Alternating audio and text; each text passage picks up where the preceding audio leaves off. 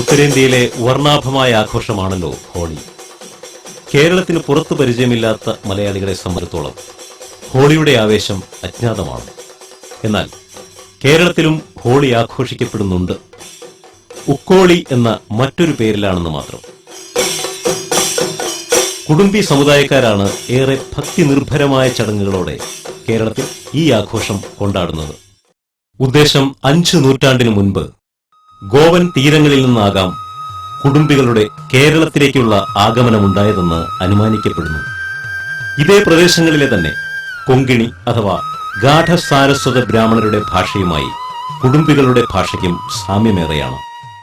സാരസ്വത ബ്രാഹ്മണർ എന്ന് വെച്ചാൽ മേൽജാതിക്കാർ. ഇവർ കീഴ്ജാതിക്കാരായ ഒരുപേരുടെയും ഭക്ഷണം കഴിക്കുകയോ അങ്ങേയറ്റം ജലപാനം ചെയ്യുകയോ പോലും ചെയ്തിരുന്നില്ല. അങ്ങനെയുള്ള ആ കുടുംബികൾ ഈ കേരളത്തിൽ വന്നിട്ട് ഉദ്ദേശം 500 കൊല്ലത്തോളം ആയിരിക്കുന്നു. ഗോവയിൽ നിന്ന് പത്തയമാരി വഴിക്കാണ് ഇവർ പോകുന്നത്. അതിൻ്റെ ഒരു മുന്നോടിയായിട്ട് ഉദ്ദേശം 100 കൊല്ലത്തിന് മുൻപ് ഒരു പാട്ട് തന്നെ ഉണ്ടായിരുന്നു. അമ്മമാർ കുട്ടികളെ പാടിയിരുന്നത്. ഹക്യ ഭവാന്തോ തുമു ഗോവേ ഗല്ലോ രേ ഗോവേ ഗല്ലോ രേ തുമു മമ്മാന്തിക്രോ രേ. കൊച്ചുമോനെ, നീ ഗോവയിൽ പോയോ? അമ്മാവനെ കണ്ടോ എന്നാണ് അതിൻ്റെ അർത്ഥം. കൊങ്ങിണികൾ ഈ ഭാഷ ഉപയോഗിക്കുകയും സംസ്കൃത ലിപി കൊണ്ട് ഈ ഭാഷയെ കൈകാര്യം ചെയ്യുകയും ചെയ്യുന്നു. ഇവരുടെ ഭാഷ രണ്ടും ഒന്ന് തന്നെയാണ്. ഇന്ന് അതിൻ്റെ പല മാറ്റങ്ങളും നമുക്ക് ഈ കേരളത്തിൽ, അതായത് മലയാള നാട്ടിൽ കാണപ്പെടുന്നു. ഇവിടെ ഉദ്ദേശം 200 വർഷത്തിൽ പുറത്തായിട്ടുണ്ട് എന്നാണ് ഞാൻ ചരിത്രം അന്വേഷിച്ചതിൽ നിന്നും ഈ ഉത്സവത്തിന്റെ പരിപാടിയെ പറ്റി അറിയാൻ സാധിച്ചത്. കേരളത്തിലെ കുടുംബികൾ പൊതുവെ കഠിനാധ്വാനശീലരാണ്. പുരമേയൽ, കൂവശേഖരണം, ചെള്ളക്കുത്ത് തുടങ്ങിയ ജോലികളിൽ ഇവർ പ്രഗത്ഭരാണ്. ഭക്ഷ്യ സംസ്കരണ മേഖലയിൽ പ്രചുര പ്രചാരമാർന്ന കൂവപ്പൊടി നിർമ്മാണത്തിൽ കുടുംബികളുടെ പങ്ക് നിസ്തുലമാണ്. തൃശൂർ ജില്ലയിലെ വള്ളിവട്ടം, കാക്കാതുരുത്തി, പൊയ്യ, കൊടുങ്ങല്ലൂരിന് സമീപമുള്ള ചാപ്പാറ, എറണാകുളം ജില്ലയിലെ പറവൂർ എന്നിവിടങ്ങളിലാണ് കുടുംബികൾ കൂടുതലായുള്ളത്. എല്ലാ വർഷവും മീനമാസത്തിലാണ് ഉക്കോളി മഹോത്സവം ആഘോഷിക്കപ്പെടുന്നത്.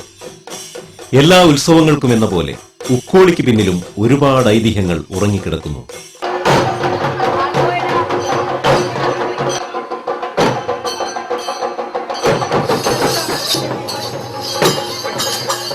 ഉക്കോളി ഉത്സവത്തോടനുബന്ധമായുള്ള ചടങ്ങുകൾ തലേ ദിവസത്തെ പറയെടുപ്പിലൂടെ തുടങ്ങുന്നു.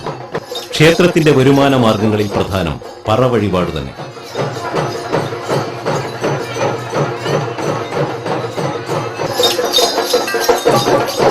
ആട് മറ്റൊരു വഴിപാടിനുമാണ്.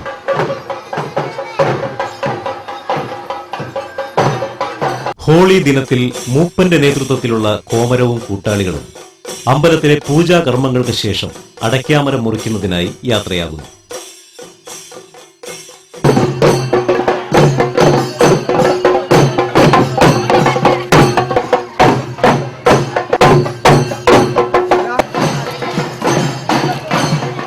ഈ അടയ്ക്കാമരം അന്നാട്ടിലെ ഏതെങ്കിലും വീട്ടിൽ നിന്നും വഴിപാടായി നൽകുകയാണ് പതിവ്. ജാതി മത ഭേദമന്യേയുള്ള ഈ വഴിപാട് നൽകൽ ഉക്കോളി ഉത്സവത്തിന് ഒരു മതേതര ഛായ നൽകുന്നു. പുരാതന കാലത്ത് ഇതൊരു കാർഷികോത്സവമായിരുന്നതുകൊണ്ടായിരിക്കാം അടയ്ക്കാമരം ഈ ആചാരത്തിന് ഉപയോഗിക്കുന്നത്.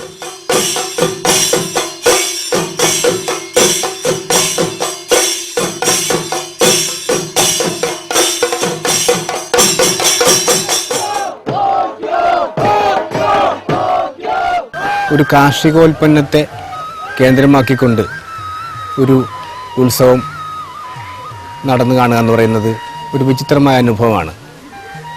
അതും ഈ ഹോളിയുടെ ഭാഗമായിട്ട്. ഹോളി എന്ന ആഘോഷം തന്നെ അതൊരു ഉത്തരേന്ത്യൻ ആഘോഷമാണ്, നമുക്കത്ര ചിരപരിചിതമല്ല. അങ്ങനെയുള്ള ഹോളി എന്നുള്ള ആഘോഷത്തിൻ്റെ ഭാഗമായിട്ട് ഒരു കാർഷിക ഉൽപ്പന്നത്തെ കേന്ദ്രമാക്കി ഒരു എഴുന്നള്ളിപ്പ് തന്നെ സംഘടിപ്പിക്കുന്നു എന്ന് പറയുമ്പോൾ അത് വളരെ ശ്രദ്ധിക്കപ്പെടേണ്ട ഒരു സംഗതിയാണ്.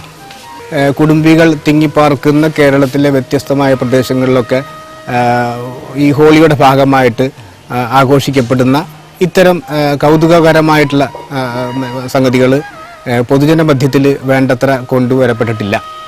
ഇവിടെയാട്ടെ ഒരു പ്രത്യേകത എന്താണെന്ന് വെച്ചിട്ടുണ്ടെങ്കിൽ ഈ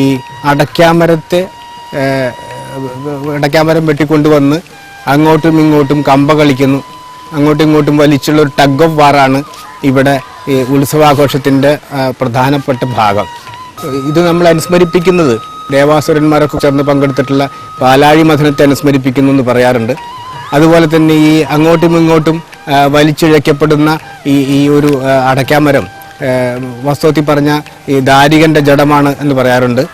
നമ്മൾ ശ്രദ്ധിക്കപ്പെടേണ്ട പ്രധാനപ്പെട്ട സംഗതി അതിൻ്റെ മറ്റു മതപരമായ പ്രാധാന്യങ്ങളൊക്കെ നമുക്ക് തൽക്കാലം വിസ്മരിച്ചാലും ഈ ഉത്സവത്തിൻ്റെ ഒരു കേന്ദ്ര ബിന്ദു എന്ന് പറയുന്നത് ഈ അടയ്ക്കാമരമാണ്. വേറെ ചില സ്ഥലങ്ങളിലാണെങ്കിൽ വഞ്ചി കുത്തൽ ഉള്ള സ്ഥലങ്ങളിലാണെങ്കിൽ അവിടെ ഈ വഞ്ചി ഘോഷയാത്രയായിരിക്കും. അങ്ങനെ ഓരോ സ്ഥലങ്ങളിൽ ഇതിനോട് അവനവൻ്റെ അധ്വാനവുമായി ബന്ധപ്പെട്ട വിധത്തിലാണ് ഈ ഉത്സവങ്ങൾ വരുന്നത് എന്നാണ് മനസ്സിലാക്കേണ്ടത്.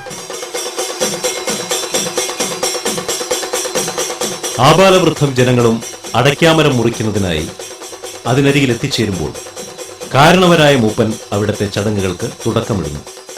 അരിയും പൂവും എടുത്ത് 3 പ്രാവശ്യം കവുങ്ങിനെ വലം വയ്ക്കുകയും മന്ത്രമുഖരിതമായ അന്തരീക്ഷത്തിൽ ദേവിയുടെ അനുഗ്രഹത്തിനു പ്രാർത്ഥിച്ച് ആവാഹിച്ച് മരത്തിന്റെ നേർക്കെറിയുകയും ചെയ്യുന്നു. തപ്പുമേളങ്ങളുടെ ആരവങ്ങൾക്കിടയിൽ മുറിഞ്ഞു വീഴുന്ന കവുങ്ങിനെ നിലം സ്പർശിക്കാതെ കൈകളിൽ ഏറ്റുവാങ്ങാൻ വരിവരിയായി നിൽക്കുന്ന ഭക്തർ സജ്ജരായിരിക്കും. തുടർന്ന് ഓക്യോ ഓക്യോ എന്നുച്ചത്തിൽ വിളിക്കുകയും ആർപ്പുവിളികളുടെ അകമ്പടിയോടെ അടയ്ക്കാമരവുമായി ക്ഷേത്രത്തിലേക്ക് തിരിച്ചു വരികയും ചെയ്യും.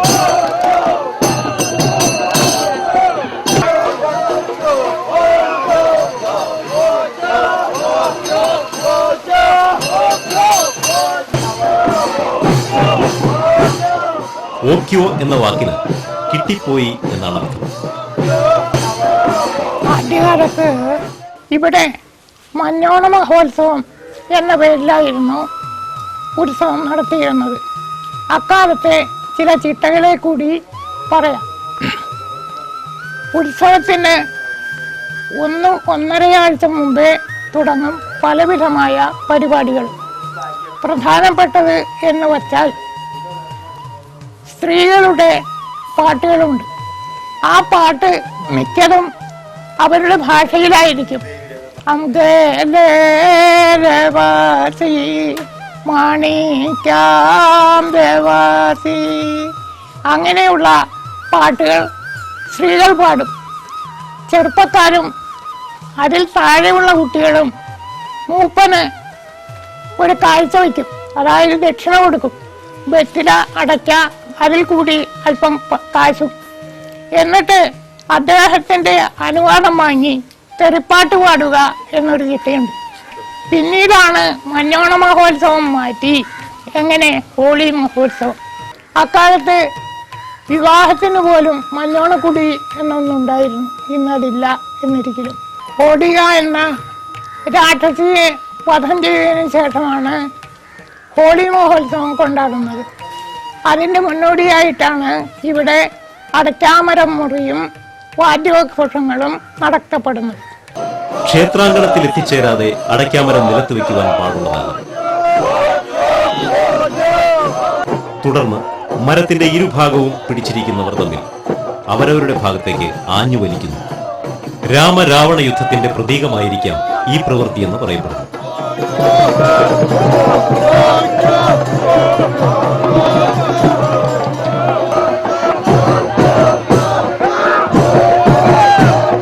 തുടർന്ന് ഈ മരം ഏവരും ചേർന്ന് മുകളിലേക്ക് എറിഞ്ഞുപിടിക്കും. അന്തരീക്ഷത്തിലുയരുന്ന വിവിധ വർണ്ണങ്ങൾ ഉത്സവത്തിന് ദൃശ്യപ്പൊലിമ നൽകുന്നു.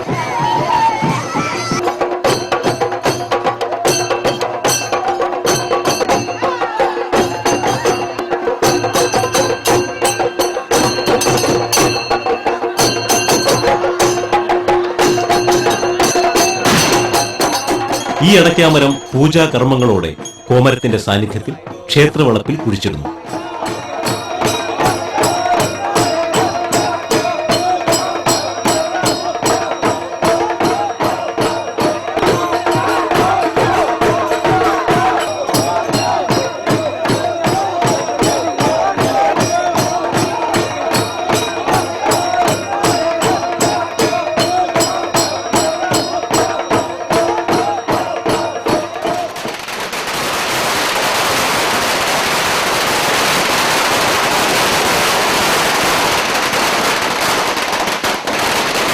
ദേവാസുരന്മാർ നടത്തിയ പാലാഴി മഥനത്തെ ഈ അനുഷ്ഠാനം അനുസ്മരിപ്പിക്കുന്നു.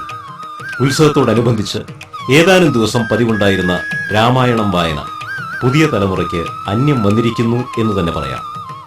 പുഴയോര പ്രദേശങ്ങളിൽ ഇവർക്കിടയിലെ ആചാരങ്ങളിൽ ശ്രദ്ധേയമായൊരു മാറ്റം കാണുന്നുണ്ട്. ഉത്സവത്തിൽ അടയ്ക്കാമരം മുറിക്ക് പകരം വഞ്ചി ഉത്സവമായാണ് ഈ പ്രദേശങ്ങളിൽ ഹോളി ആഘോഷിക്കുന്നത്. വഞ്ചി ആനയുടെ പ്രതീകമായി ഇവർ കണക്കാക്കുന്നു. അങ്ങനെ വഞ്ചിയുത്സവം ആനയുത്സവത്തിന് സമാനമായി ആചരിച്ചു പോരുന്നു. പുരാതന കാലം മുതൽക്കേ ഇവരുടെ ഉത്സവങ്ങളിൽ വഞ്ചി ഉപയോഗിച്ചു വരുന്നുണ്ട്. വഞ്ചി ഉത്സവത്തിന്റെ ഐതിഹ്യം ഏതാണ്ട് ഇങ്ങനെയാണ്. ഭാരതത്തിന്റെ പശ്ചിമ ഭാഗത്തു നിന്നും തുടങ്ങി ദുർഘടം നിറഞ്ഞ ജലമാർഗത്തിലൂടെ യാതനാനിർഭരമായ നീണ്ട യാത്രയ്ക്കൊടുവിൽ ആശ്വാസത്തിന്റെ തുരുത്തിലെത്തിച്ചേരുകയും ഈ കരയിൽ തന്നെ താമസമുറപ്പിക്കുകയും ചെയ്തു. ഒരുപക്ഷെ അതിന്റെ ഓർമ്മ പുതുക്കലാവാം ഈ വഞ്ചി ഉത്സവം. ഈ ഉത്സവവും ഏറെ പുതുമകളും വൈവിധ്യങ്ങളും നിറഞ്ഞതാണ്. ഹോളി ആഘോഷം ശിവരാത്രി കഴിഞ്ഞ് 16-ാം ദിവസം ഇവിടെ സമുദായത്തിലെ എല്ലാ ആളുകളും ഒത്തുകൂടുകയും കളികളും മറ്റു ആഘോഷങ്ങളോടുകൂടി 7 ദിവസം നീണ്ടു നിൽക്കുന്ന ചടങ്ങോടുകൂടി ഉള്ള ആഘോഷമാണ്. അപ്പോൾ അതിനിടയിൽ ഭക്തിഗാനങ്ങളും മറ്റുള്ള പുലിക്കളി അത്തരം കലാപരിപാടികൾ നടത്തുകയും 7-ാം ദിവസം ഹോളി ആഘോഷം എന്ന നിലയ്ക്ക് ശ്രീരാമലക്ഷ്മണന്മാർ ഭിക്ഷാടനത്തിന് പോകുന്ന ഭാഗം രാവിലെ ഉച്ചയ്ക്ക് ഒരു 3 മണിക്ക് വഞ്ചിയെടുപ്പ്. വഞ്ചി ആനയെ സങ്കല്പിച്ചുകൊണ്ടാണ് വഞ്ചി എഴുന്നള്ളിച്ചുകൊണ്ടിരുന്നത്. വഞ്ചി എഴുന്നള്ളിക്കൊണ്ടതിന് ശേഷം മഞ്ഞക്കുളി, അതായത് മഞ്ഞൾ വെള്ളത്തിൽ കുളിക്കുക. അതിനുശേഷം കുളി കഴിഞ്ഞ് വന്നതിന് ശേഷം നിലാവ് കാണാൻ പാടില്ല. അപ്പം അതിന് പകരമായിട്ട് നിലാവ് കാണുന്നതിന് മുമ്പ് തന്നെ ക്ഷേത്രത്തിലെ വിളക്ക് കാണണം. അപ്പോൾ അങ്ങനെ കുളി 5:30 മണിയോട് കുളി തുടങ്ങും. 6:30 ആകുമ്പോഴത്തേനും ക്ഷേത്രത്തിൽ വന്ന് ദീപാരാധന തൊഴുന്ന ചടങ്ങ്. ക്ഷേത്രത്തിലെ പ്രധാന കോമരം ഭക്തരോടൊപ്പം വഴിപാട് വഞ്ചി എടുക്കുന്നതിന് പുഴയോരത്തേക്ക് യാത്രയാകുന്നു. ആർപ്പുവിളികളും വർണ്ണപ്പൊടികളും തപ്പുമേളങ്ങളും ഈ അവസരത്തിൽ ഉത്സവത്തിന് ചാരുതയേകുന്നു. പ്രധാന മൂപ്പന് ശേഷം മറ്റുള്ള ഭക്തജനങ്ങളും വഞ്ചിയെ നമസ്കരിക്കുകയും വഞ്ചി കമഴ്ത്തി തോളിലേറ്റുകയും ചെയ്യുന്നു.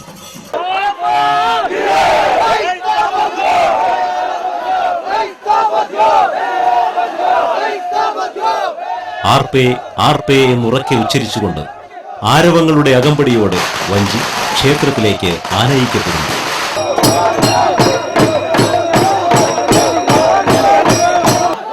വരുന്ന വഴിയിൽ വഞ്ചികൾ മുകളിലേക്ക് എറിഞ്ഞു പിടിക്കുകയും ക്ഷേത്രനടയിൽ സമർപ്പിക്കുകയും ചെയ്യുന്നു.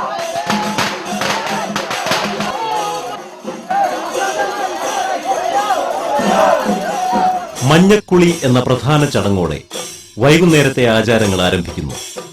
ആരവങ്ങളോടെ ക്ഷേത്രനടയിലെത്തിച്ച വഞ്ചികളിൽ ഗുരുതി കലക്കിയ വെള്ളം ശേഖരിക്കുന്നു. മഞ്ഞൾപ്പൊടിയും ചുണ്ണാമ്പും ചേർത്ത ഒന്നാണ് ഗുരുതി കലക്കിയ വെള്ളം.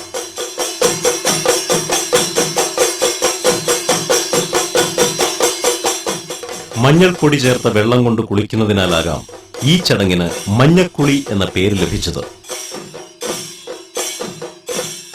ഇങ്ങനെ ശേഖരിച്ച വെള്ളം കൊണ്ട് പ്രതിഷ്ഠ അഭിഷേകം ചെയ്ത ശേഷം എല്ലാ ഭക്തരും പാള കൊണ്ട് കോരി കുളിക്കുന്നതോടെ മഞ്ഞക്കുളി എന്ന ചടങ്ങ് ആരംഭിക്കുന്നു.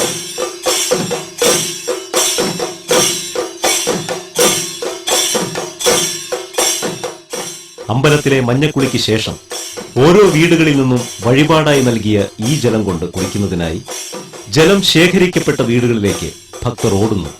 അവിവാഹിതരായ ചെറുപ്പക്കാർ നിലാവ് കാണുന്നതിന് മുൻപ് മഞ്ഞക്കുളി എന്ന ചടങ്ങിൽ പങ്കുചേരേണ്ടതാണ്. നല്ല വിവാഹ ജീവിതത്തിന് വേണ്ടിയാണ് ഈ ആചാരം എന്ന് പറയപ്പെടുന്നു. മഞ്ഞക്കുളി എന്ന ചടങ്ങിന് ശേഷം വഞ്ചിയിൽ ശേഖരിച്ച ജലവുമായി ഇവർ അമ്പലത്തിനെ വലം വയ്ക്കുന്നു. അതോടൊപ്പം തന്നെ ഈ ജലം ഭക്തരുടെ മേൽ വർഷിക്കുന്നു. പാത്രങ്ങളിലും മറ്റും ശേഖരിച്ച ശേഷം ഈ ജലം ഭക്തർ വീടുകൾക്ക് ചുറ്റും തെളിക്കുകയും ചെയ്യുന്നു. കൊടുങ്ങല്ലൂർ ശ്രീ കുരുമ്പ ക്ഷേത്രത്തിലെ വസൂരിമാലയുടെ ചരിത്രം ഈ മഞ്ഞക്കുളിയോട് ബന്ധപ്പെടുത്തി പറയുന്നുണ്ട്. വസൂരി തുടങ്ങിയ എല്ലാ രോഗങ്ങളിൽ നിന്നും മുക്തി നേടുന്നതിന് മഞ്ഞക്കുളിയിലൂടെ സാധിക്കുമെന്ന് ഇവർ വിശ്വസിക്കുന്നു. നാരായണ ദേവ ദേവ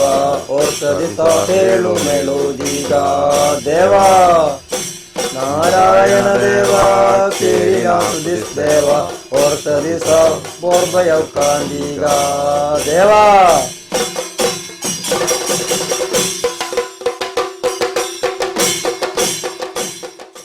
ആധുനികതയുടെ പരിവേഷങ്ങളൊന്നുമില്ലാതെ പച്ചയായ ഗ്രാമീണ ജീവിതം നയിച്ചു പോരുന്ന കൂട്ടരാണിവർ. വിദ്യാഭ്യാസത്തിൽ ഏറെ പുറകിലാണെങ്കിലും അധ്വാനത്തിന്റെ മേഖലകളിൽ ആത്മാർത്ഥതയും അർപ്പണബോധവും ഇവരുടെ മാത്രം പ്രത്യേകതയാണ്. ഗ്രാമപ്രദേശങ്ങളിൽ കൂട്ടമായി ജീവിച്ചു പോരുന്നവരും ന്യൂനപക്ഷവുമായ ഇവരുടെ ചരിത്രം, ജീവിതരീതി, ആചാരങ്ങൾ, ആഘോഷങ്ങൾ, ഭാഷ എന്നിവയെപ്പറ്റി സവിശേഷമായ പഠനം ഇനിയും ഉണ്ടായിട്ടില്ല എന്നത് ഒരു വലിയ ന്യൂനതയാണ്.